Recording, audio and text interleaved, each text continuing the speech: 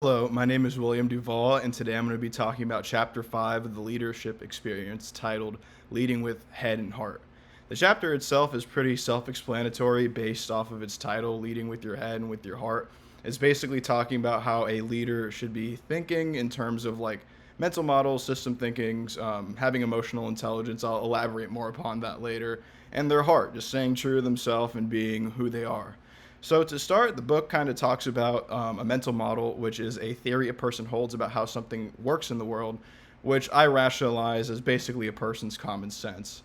And it's being able to build a mental picture of how something works. The book provides a example in Exhibit 5.1 where they show battery wires, like a battery itself, and a light bulb, to where it's like, can you figure out how this would work? And there's a plus on the battery and a minus on the battery, and the wires have like corresponding colors. So the whole point of the exercise is to basically be like, can you use your common sense to fix this? And I think everyone has common sense, just to varying degrees. The book says leaders have many mental models, so I don't know if it's necessarily implying that like it thinks that not everyone is able to have common sense, or if like leaders just have a better form of common sense than most people. It didn't really specify, but that's just something that I kind of had in my mind. The next thing it really talks about is systems thinking, which is a specific type of mental model that grasps the synergy of the whole rather than just separate events. I'm getting these definitions from the books, but then I'm gonna elaborate now. And I essentially see that as being able to see the bigger picture. Leaders must possess both systems thinking and mental models or common sense and being able to see the bigger picture, because people get stressed. You got to be able to look at the bigger picture of a situation, because not all the time things are going to go according to your mental model. So it's just kind of using those two things in tandem is really kind of what helps like leaders deal with being overwhelmed. And I don't think it's anything really out of this world in terms like, I'm not calling them bad things. I'm more so calling it like it's not hard to do, or at least for me personally. It might be for some people. Um, After that, the book talks about assumptions, which we all know what assumptions are. But if, just in case, assumptions are something that is accepted to be true without it actually happening, and it warns about their dangers. How a lot of people have basically predetermined mental assumptions of how things should go, about their personal beliefs, things like that. And when you're a leader, you kind of need to throw those out the window. Yeah, everyone has assumptions that it's going to be inside, and you got to be aware of them.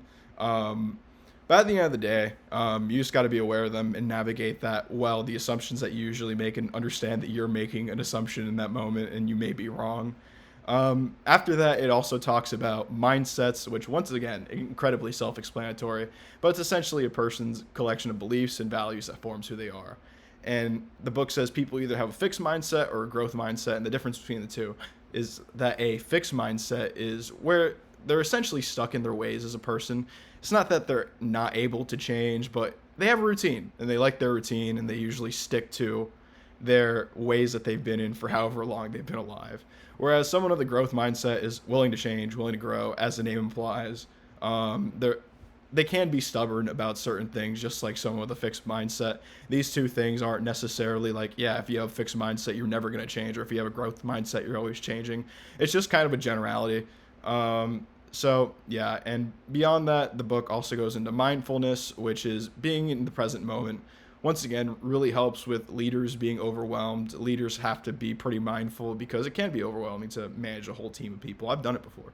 And managing people is hard because there are a lot of people with different personalities, so you can't be making assumptions. You got to be mindful, like, the very moment. You also got to be very open minded, because people are going to come with different beliefs and different ways of thinking than you. And you can't necessarily be like, oh, I'm stuck in my ways. I have a fixed mindset. I need to do this my way. Like, part of working in a team is compromising in certain ways. So I completely understand open mindedness and also emotional intelligence, which is just basically understanding how to navigate someone's feelings, or like how to properly speak to them without hurting their feelings, which is very important, because if you're a leader, you are in a position of power over people, unfortunately. And you got to understand that you are in this position of power and you can't abuse that position. You got to be very emotionally intelligent of how your people are feeling, of what you're doing, and how your actions may actually impact other people.